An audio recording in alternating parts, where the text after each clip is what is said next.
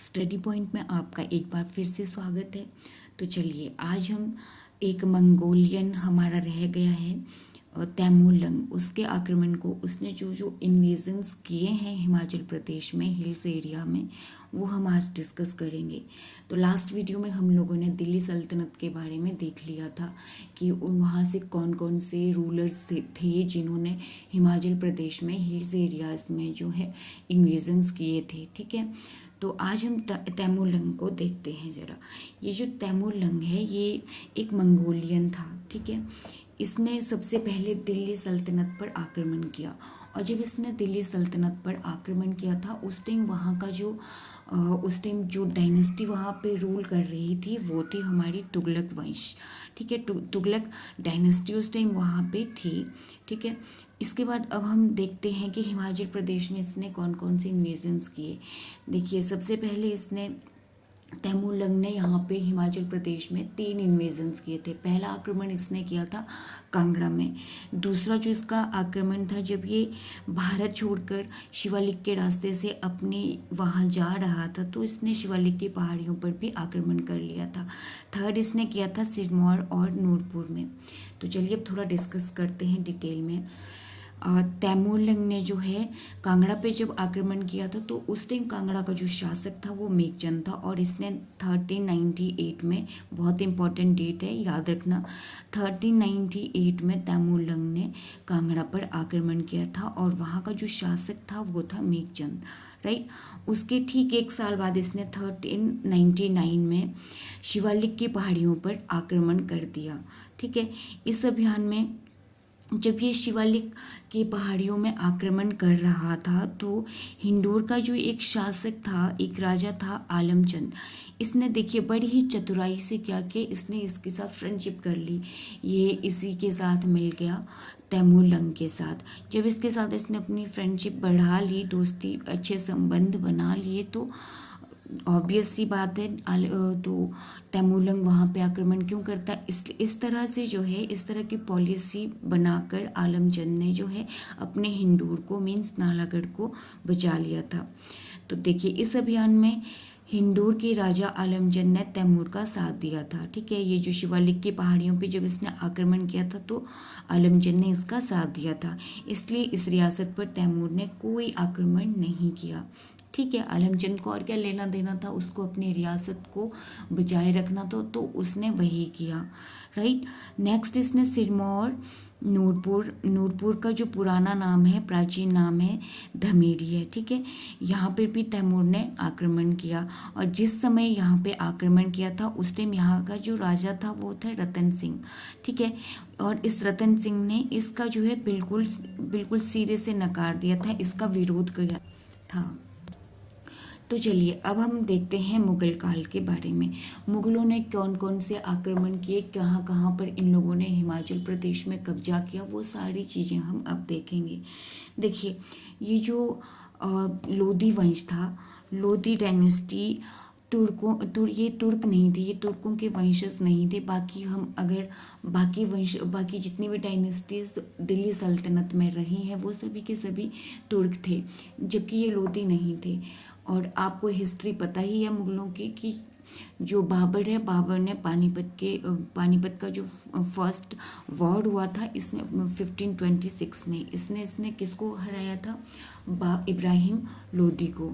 इन दोनों के बीच में जब ये युद्ध हुआ तो उसके बाद इसने क्या किया था कि भारत में जो है मुगल साम्राज्य की स्थापना की थी। ठीक है, तो ये एक ब्रीफ सा इंट्रोडक्शन था मुगल साम्राज्य के बारे में कि किस तरह से ये यहाँ पे आया। ये जो बाबर था ये फरगना का था, काबुल का था, और यहाँ के जो इब्राहिम लोदी के जो रिश्तेदार थे उनमें एक था दौलत खान लोदी। इन लोगों ने 2-3 लोगों ने मिलके क्या किया था, इसको बाबर को इनवाइट किया था। किस चीज़ के लिए, इब्राहिम लोदी को गद्दी से हटाने के लिए, उसको मारने के लिए।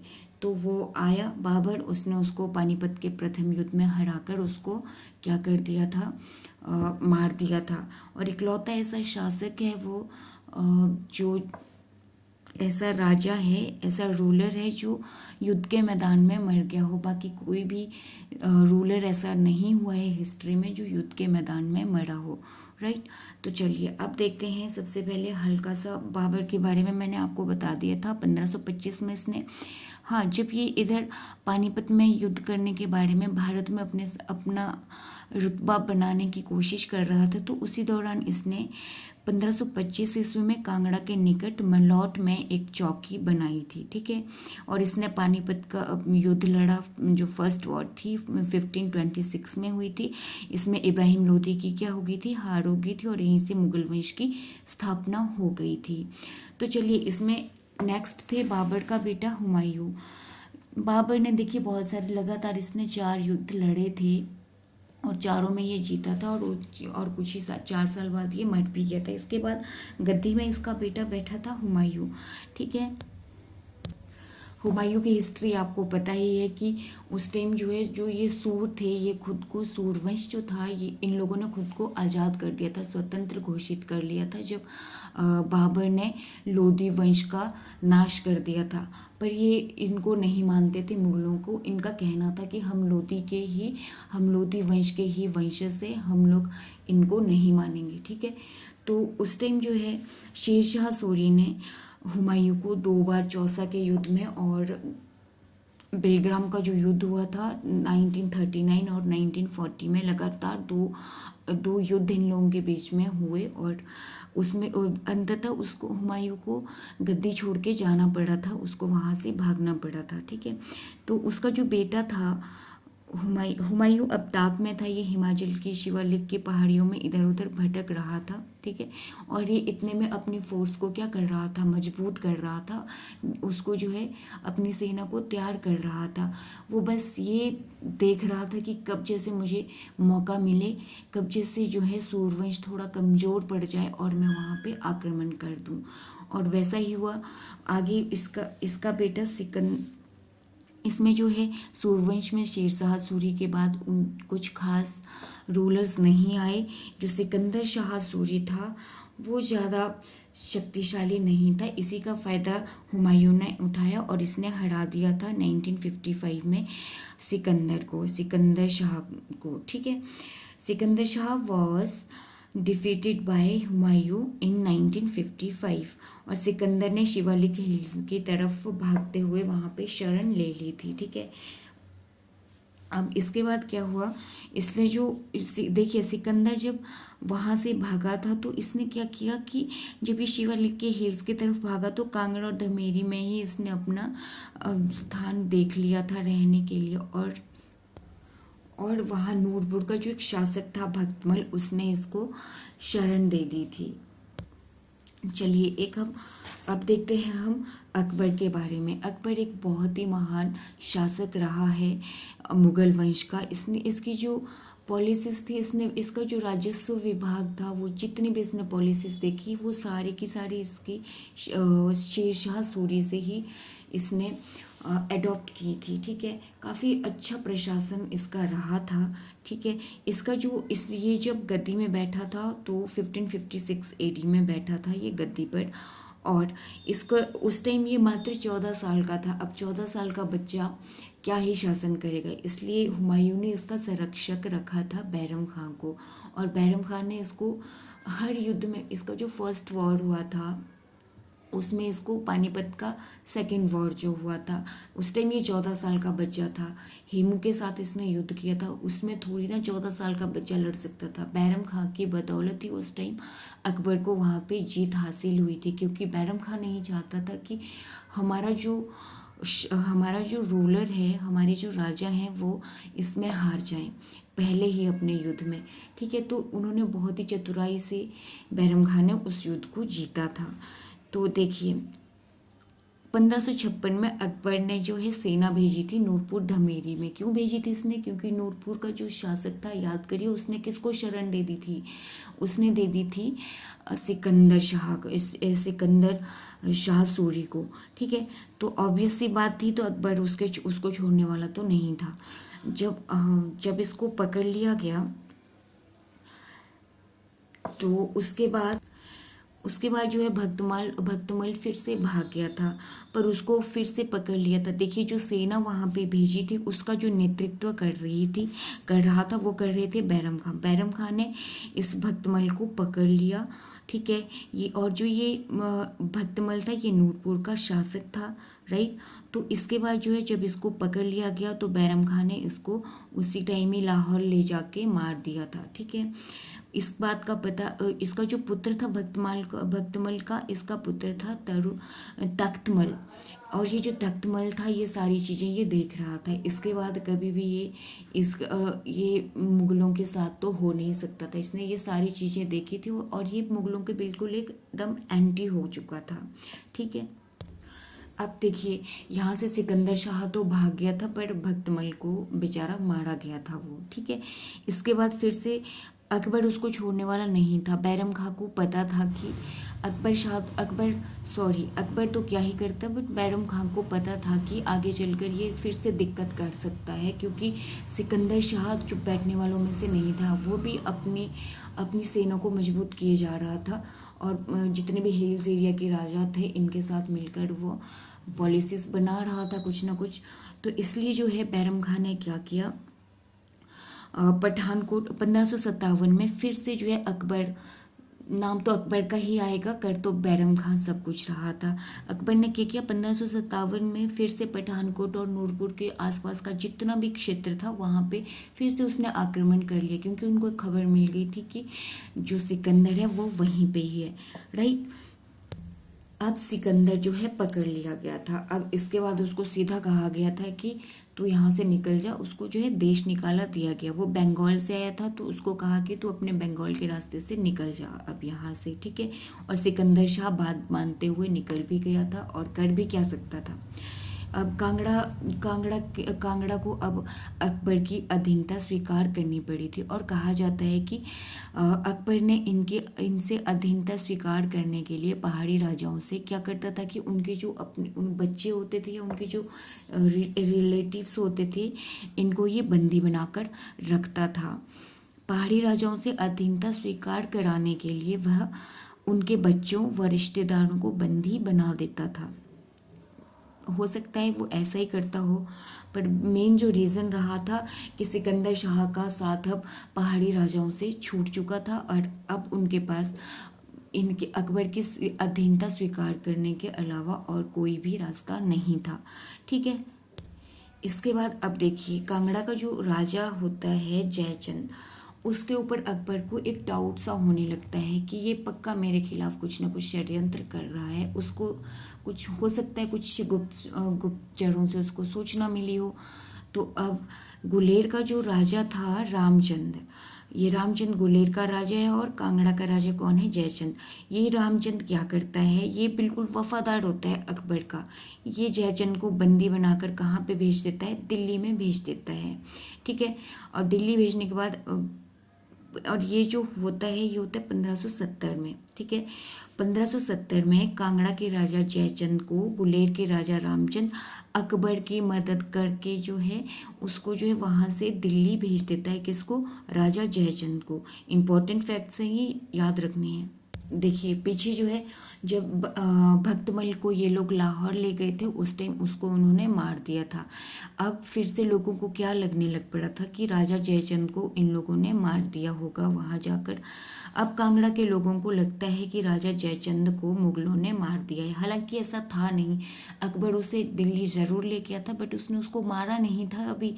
अब इसका जो जयचंद का जो बेटा था, इसका बेटा था विधिचंद, उसको भी यही लग रहा था अब किसी के बाप को कोई उठा के ले जाए और उसके पूरे साम्राज्य में, पूरे राज्य में ये चर्चा हो कि उसको मार दिया गया है। तो क्या इसका बेटा चुपचाप बैठता, नहीं, उसने विद्रोह कर दिया।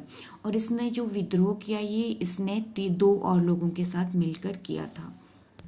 तो देखिए किस किस के साथ मिलके इसने किया था। एक तो विधिचंद खुद था, इसके साथ 2 जो और जन जुड़े थे वो थे, एक था तख्तमल। तख्तमल का आपको पता ही है, नूरपुर का जो शासक था, कौन था जिसको इन लोगों ने मार दिया था, वो कौन था, राजा भक्तमल। मैंने आपको पहले ही बताया था कि ये इनके बिल्कुल एंटी हो चुका था, और ये भी वेट ही कर रहा था कि कब जैसे मैं वहाँ पे इनके ऊपर, इन लोगों के ऊपर धावा बोल दूँ, ठीक है। तो विधिचंद, तख्तमल और गोपीचंद, गोपीचंद जो था ये जसवा का रूलर था, तख्तमल था नूरपुर का और विधिचंद था कांगड़ा का, ठीक है। अब जब इन लोगों को लग रहा था कि जयचंद को मार दिया गया है तो गद्दी पे इन लोगों ने वहाँ के कांगड़ा के लोगों ने विधिचंद को बिठा दिया था और नूरपुर में बैठा था तख्तमल और जसवा का जो था वो था गोपीचंद। इन तीनों ने मिलके 1572 ईस्वी में अकबर के खिलाफ विद्रोह कर दिया। अब अकबर को पता लग गया कि इन लोगों ने विद्रोह कर दिया है। अब इस विद्रोह को दबाने के लिए अकबर ने जो है बीरबल और हुसैन कुली खां को भेजा। बहुत ही इंपॉर्टेंट फैक्ट है कि अकबर ने विधिचंद, तख्तमल और गोपीचंद के विद्रोह को दबाने के लिए हिमाचल प्रदेश में किसको भेजा, तो उसने भेजा था हुसैन कुली खां को बीरबल के साथ, ठीक है। देखिए ये जो गुलेर का राजा रामचंद्र था, इसके बारे में आपको पता है ये अकबर का बिल्कुल क्या था, सगा था, उसी का ही वफादार था ये अकबर का। इसने जो है जो कांगड़ा का जो राजा था जयचंद, इसको उसने कहाँ भेजा था, दिल्ली भेजा था बंदी बनाकर, ठीक है। तो इसी की बदले में जब हेल्प की थी मुगलों की हेल्प से, इसने जो है कोटला किला, ये कोटला किला एक्चुअली में था पहले राजा रामचंद्र का ही, बट विद्रोह कुछ युद्ध के दौरान जो है ये कांगड़ा के राजा ने ले लिया था, ठीक है। तो ये अब कांगड़ा का था, कांगड़ा के राजा जयचंद का था और जिसे छीन के मुगलों की हेल्प से राजा रामचंद्र ने छीन लिया था। तो अब ये इसके कब्जे में था कोटला का किला। बाद में कांगड़ा और नूरपुर के राजाओं ने मिलकर, कांगड़ा और नूरपुर के जो राजा थे उन लोगों ने मिलकर जो है कोटला फोर्ट को जीत लिया, इसको हराकर, ठीक है। अब नेक्स्ट है हम देखते हैं 1572 में टोडरमल को पहाड़ी रियासतों की जमीनों की एक शाही जमींदारी स्थापित करने के लिए नियुक्त किया गया। ये जो टोडरमल था, ये जो पूरा राजस्व रेवेन्यू जो था, ये सारा कुछ अकबर का यही देखता था। ये बहुत ही बुद्धिमान था, बहुत ही प्रसिद्ध था। इसका राजस्व का प्रशासन करने का जो तरीका था वो बहुत ही अच्छा था। 1572 में इसको जो पहाड़ी रियासतों की ज़मीनों की एक शाही जमींदारी स्थापित करने के लिए नियुक्त किया गया था। देखिए जब बीरबल और हुसैन कुली खां आए थे, इन्होंने जो क्षेत्राधिकार में ले लिए थे उन सब की भी इन्होंने एक जमींदारी स्थापित करनी थी, उसके लिए टोडरमल आए थे। इसमें जो है ये जो जमींदारी स्थापित कर रहे थे, इसमें कांगड़ा के 16 गांव इम्पोर्टेंट है, ध्यान से सुनो। इसमें कांगड़ा के 66 स्किप ऑफ टंग था, 66 गांव थे, 16 नहीं थे, 66 गांव थे।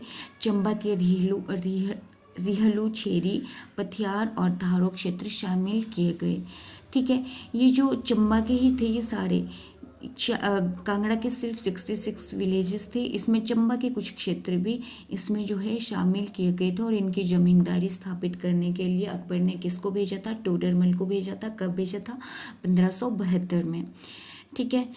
तो नेक्स्ट हम देखते हैं 1588 और 89 AD में जो है विधिचंद्र ने फिर से जो है अकबर पर आक्रमण कर दिया था एक, और इसके खिलाफ एक रिवोल्ट और कर लिया था।